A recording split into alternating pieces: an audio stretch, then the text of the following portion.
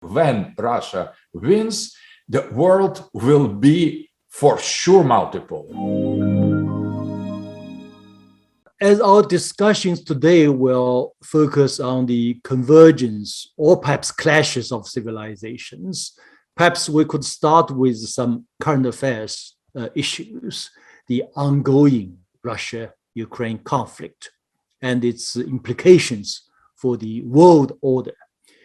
Indeed, the overall reaction to the conflict reveals a lot about our world today. For instance, you find a very clear divide between the West and the rest, or the West and the non-West.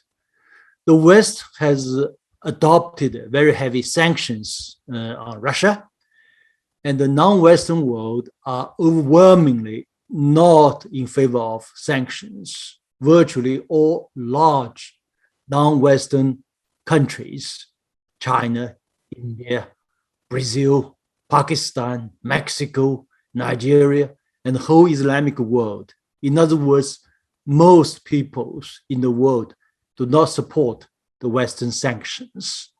And they believe the issue is much more complicated. And they place a lot of blame on the unwanted NATO aggressive expansion in Europe. Now even they want to expand into Asia. We Asians would not allow this to happen. And in other words, the non-Western world may be divided on Russia's military action, but they are more or less united in favor of Russia's another objective, that is to transform this unipolar world order dominated by the United States and the Western interests into a multipolar world order. And they believe this is an really irreversible trend of history. Perhaps we can start with this issue of the divide between the West and the non-West and the unipolar world versus the multipolar world. So Professor Dugin and Professor Akram, what's your take on these issues? We will start with Professor Dugin, please. I agree with every word you have said, Mr. Zhang Kuiwei. It is precisely, you gave precise description of this transformation, of this transition, because this special military operation is a kind of screen. So before starting of this special military operation, we could freely guess either this multipolar world order is already established or not yet. So that was about guessing, about multi-factor balance of reality, because some elements were in favor of this transition as already accomplished, or some elements were against that, because the hegemony of the West is still very, very big and very, very, very critical. So the balance was unstable. And this military operation, special military operation in Ukraine, is a kind of test, a kind of proof whether we are already living in the multipolar world order, or we are still in liberal global hegemony unipolarity. And Francis Fukuyama, you have mentioned already, has said recently in his article, very, very correct article, the name was very eloquent, the Putin's war on liberal world order. It is exactly what we have. That is Putin's war on liberal unipolar world order. So it is Russia affirms herself and starting the special military operation as a subject of global system, not object, not just periphery of global hegemony, but as a pole in itself, with its interest, with its values, with its potential, military potential, political potential, So that is why the West is so radically against Russia, because that will mean if Russia wins, or better, to put it better, when Russia wins, the world will be for sure multipolar. And that affects everybody, Europe, China in the first place, Islamic world, India, Africa, Latin America, everybody will receive a kind of legitimation to create and affirm their own pole, their own sovereignty, geopolitical sovereignty, and not just this limited and hypocritical national sovereignty, because only who can afford direct confrontation with the really existing sovereignty, full established sovereignty, and the liberal world order or hegemonic world order is precisely that. The West still insists that there's only one civilization, only one destiny, only one universal patterns. Everybody who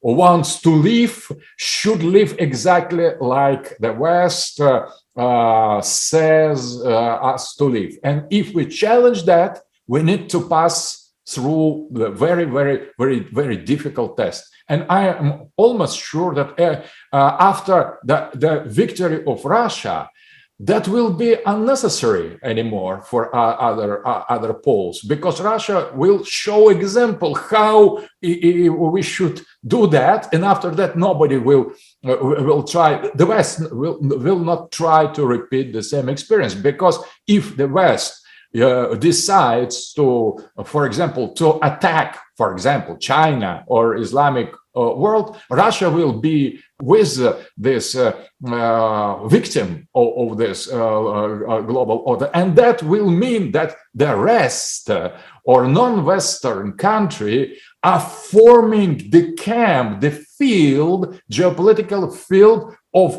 non-subordination to this liberal global order. That is about geopolitical revolution in any senses. That is the deep meaning of this special military operation in Ukraine.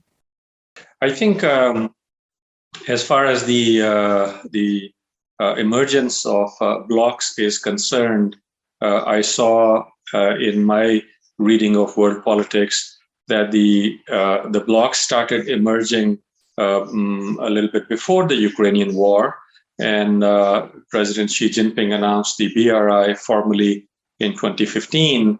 But the idea for China existed much before that, that China one day will have to find alternative routes to avoid a potential scenario at the Strait of Malacca, in which, or in Taiwan Straits or Malacca Straits, in which West would conceivably block their path and bring them to their knees. So land-based connectivity was very much there much earlier on in the Chinese thinking. Russia, on the other hand, had under the sagacious leader of President Vladimir Putin, had started abandoning the bygone ideas of the Soviet days, the geography of the Soviet Union, the social solidarity that it produced, the Russian nationalism that was there, which is it would de-link with the with its primordial identity of Eastern Orthodox Christianity, was relinked again, and so Russia resuscitated all of those things, except for a philosophy of the bygone days, which it no longer believed in. So if you go back into the history, then you realize that that necessary changes were being made in the two transcontinental giants of Eurasia, which is Russia and China. Then you have the large swaths of territory to the west of Asia, and these are countries of the Muslim world. But countries of the Muslim world, these countries, by and large, had were part of, within the Cold War politics, part of either the Soviet Union, Soviet sphere of politics, or they belong to the Western sphere of politics. And after the Soviet implosion, then these countries also had, up until 9/11, for about more than a decade, kind of realignments, which Professor Fukuyama talked about back then, that it's the triumph of liberal capitalism and democratic capitalism, and this is the fine moment in history. Today, of course, I think it's much better that he has revised your position under influence of thinkers like you. But now there is a moment of soul searching in these Muslim countries. Now, so from the days of the Soviet implosion until 9/11, 9/11 saw bludgeoning into submission through acts of war, wars of aggression, fascist wars of aggression, in which a large collectivity of Muslims are killed through these wars, the wars that actually find no justification in history. So that also pushed many of these countries away from the Western Bloc in towards a consolidation of this Eurasian integrated bloc. So there are two ways in which this integration is taking place. One is from inside these countries, which I just mentioned, China making its transition, Russia making its transition.